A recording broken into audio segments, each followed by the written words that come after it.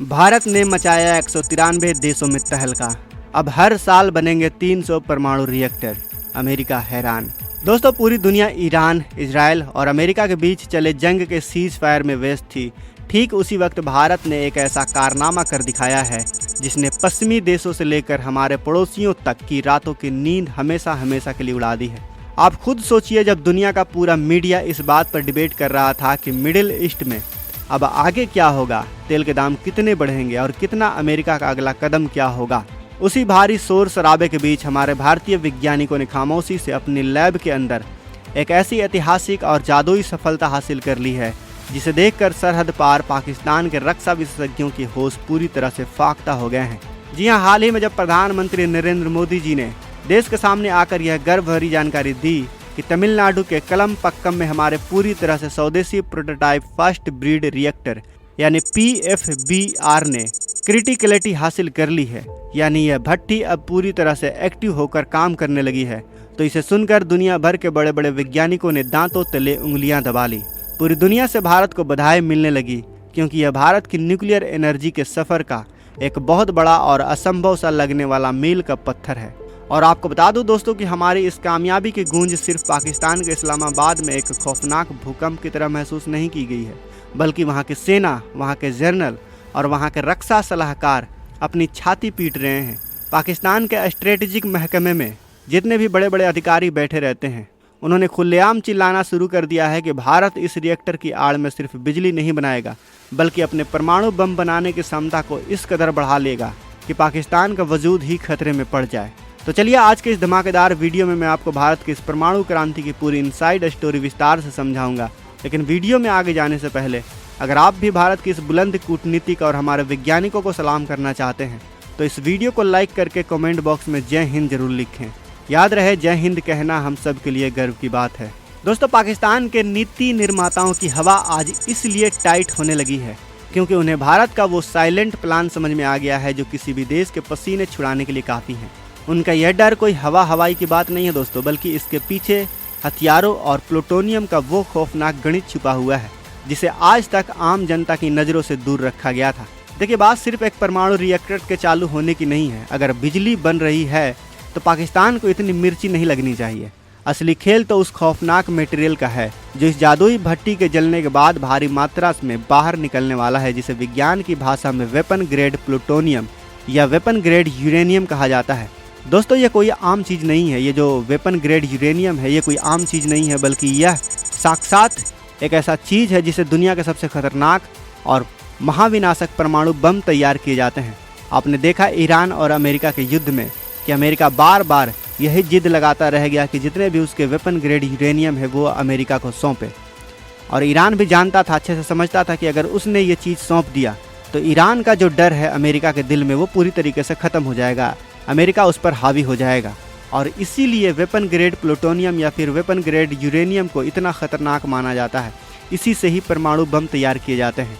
इसे आप ऐसे समझिए कि परमाणु बम मुख्य रूप से दो चीज़ों से बनते हैं, या तो हाईली एनरिच्ड यूरेनियम है या फिर इसी प्लूटोनियम से।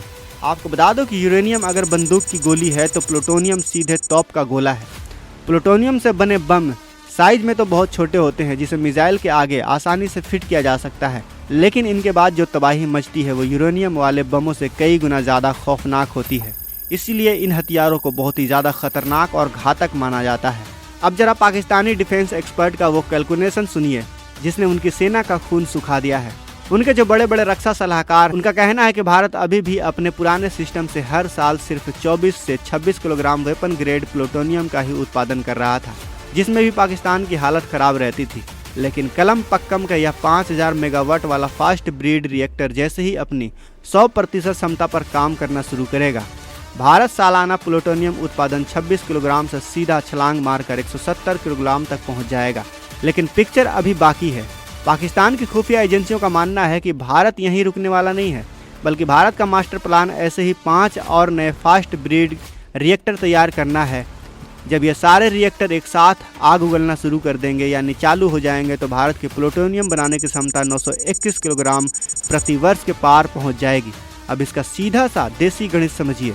एक बहुत ही खतरनाक परमाणु बम बनाने के लिए मुश्किल से 3 से 4 किलोग्राम का प्लूटोनियम ही काफ़ी है।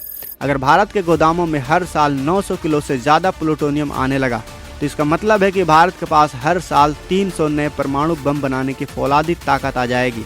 यही वो डरावना गणित है जिसने पाकिस्तान के उन नेताओं का गला सुखा दिया है जो कल तक टीवी पर बैठकर भारत को परमाणु बम बनाने की धमकियां देते थे, उन पर हम पर दागने की धमकियां देते थे। हालांकि आपको बता दो कि भारत ऐसे किसी भी गतिविधि में शामिल नहीं होगा। भारत जानता है कि उसके पास जितने भी परमाणु बम हैं वो काफ़ी हैं। भारत और नए परमाणु बम नहीं बनाएगा क्योंकि भारत एक शांति प्रिय देश है। लेकिन मैं उस बात को बता रहा हूँ जिसके लिए पाकिस्तान के डिफेंस एक्सपर्ट चीख चीख कर चिल्ला रहे हैं, उनका खून सूख रहा है क्योंकि उन्हें लगता है कि वो अकेले भारत का बाल भी बांका नहीं कर सकते। तो पाकिस्तान के सलाहकारों ने एक नई चाल चली और भारत का डर यूरोप और पश्चिमी देशों को दिखाना शुरू कर दिया है। पाकिस्तान के जो बड़े अधिकारी हैं अब वह पश्चिमी देशों के आगे गिड़गिड़ा रहे हैं कि आप लोग भारत को सिर्फ एशिया की ताकत समझने की भूल मत कीजिए। वो दुनिया भर में ढिंडोरा पीट रहे हैं कि भारत के पास इस वक्त लगभग 480 से लेकर 2600 परमाणु हथियारों का एक गुप्त जखीरा जमा हो चुका है। लेकिन उनका सबसे बड़ा खौफ भारत के बम नहीं बल्कि भारत के मिसाइलें हैं। पाकिस्तानी अधिकारियों ने खास तौर पर भारत की अग्नि 5 और आने वाली अग्नि 6 मिसाइलों का जिक्र करके दुनिया को डराने की कोशिश की है। दोस्तों, अग्नि 5 तो पहले से ही हमारे दुश्मनों को सीने पर मूंग दल रही है, जिसकी मारक क्षमता 5000 किलोमीटर से ज़्यादा है। लेकिन जिस अग्नि 6 मिसाइल का नाम लेते ही पाकिस्तान के हाथ पैर कांपने लगते हैं, वो असल में कैसा है अभी तक किसी को भी नहीं पता है। कोई अंदाज़ा लगाता है कि इसकी रेंज 8000 किलोमीटर से लेकर 10,000 किलोमीटर तक है। कोई कहता है कि इसकी रेंज 12,000 किलोमीटर है। कोई कहता है कि इसकी मारक रेंज 16,000 किलोमीटर है। साथ ही ये MIRV यानी इंटरकॉन्टिनेंटल बैलिस्टिक मिसाइल है। कोई कहता है कि यह intercontinental multiple re entry vehicle वाली मिसाइल है। लेकिन सच क्या है अभी तक किसी को नहीं पता क्योंकि भारत सरकार ने अभी तक इस पर कोई आधिकारिक बयान जारी नहीं किया है। लेकिन जो खबरें आती हैं वो मोटा मोटी यह है कि इसकी रेंज 8000 किलोमीटर से लेकर 12,000 किलोमीटर के बीच हो सकती है। और पाकिस्तान का इसकी रेंज को लेकर ही हाथ पैर फूलने लगते हैं क्योंकि जो इसकी शक्तियाँ बताई जाती हैं अग्नि 6 की, अग्नि 6 क्या है, कितना ख़तरनाक है, इसके बारे में जब इंटरनेट पर आप पढ़ेंगे तो आप खुद ये तय कर लेंगे कि हाँ, अगर मिसाइल कोई चीज़ है तो अग्नि 6 ही है। अग्नि 6 बहुत घातक मिसाइल बनने वाली है और अग्नि 6 का नाम सुनते ही पाकिस्तान हो चाइना हो उनकी आंखें फटी की फटी रह जाती हैं क्योंकि पाकिस्तान चीख चीख कर कहता रहता है कि इन मिसाइलों की जद में सिर्फ इस्लामाबाद या फिर बीजिंग ही नहीं बल्कि पूरे यूरोप के अंदरूनी शहर भी आ चुके हैं। असल में यह पाकिस्तान के सीने में सुलगती वो पुरानी जलन है जो साल 2008 में तब लगी थी जब अमेरिका और पूरी दुनिया ने भारत के बेदाग रिकॉर्ड को देखकर हमें न्यूक्लियर सप्लायर ग्रुप यानी NSG से विशेष छूट दे दी थी। पाकिस्तान आज तक उसी बात का रोना रो रहा है कि दुनिया ने भारत को इतनी ताकत क्यों दी।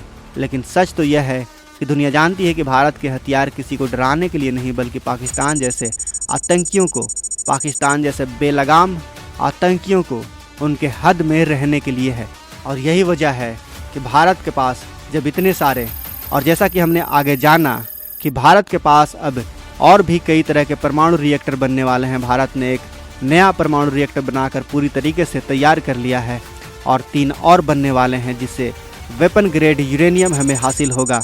अब देखने वाली बात यह होगी कि उस यूरेनियम का भारत किस तरीके से इस्तेमाल करता है। हमें उम्मीद है कि हम और परमाणु हथियार नहीं बनाएंगे क्योंकि हमारे पास जितने हैं, जो भी हैं, वो काफ़ी हैं पाकिस्तान के लिए, पाकिस्तान को डराने के लिए, हमारी तरफ आ रहे युद्ध को रोकने के लिए वो काफ़ी हैं। अब देखना है कि भारत सरकार इस पर क्या करती है। खैर, आपका इस पर क्या कहना है? क्या भारत को और ज़्यादा परमाणु हथियार बनाने चाहिए? आपकी क्या राय है नीचे कमेंट बॉक्स में ज़रूर बताएं। बाकी आज के इस वीडियो में बस इतना ही। वीडियो पसंद आई हो तो इस वीडियो को लाइक करें, अपने दोस्तों के साथ शेयर करें और अगर आपने अभी तक इस चैनल को सब्सक्राइब नहीं किया है तो इस चैनल को सब्सक्राइब कर ले। मिलते हैं अगले वीडियो में। जय हिंद, जय भारत।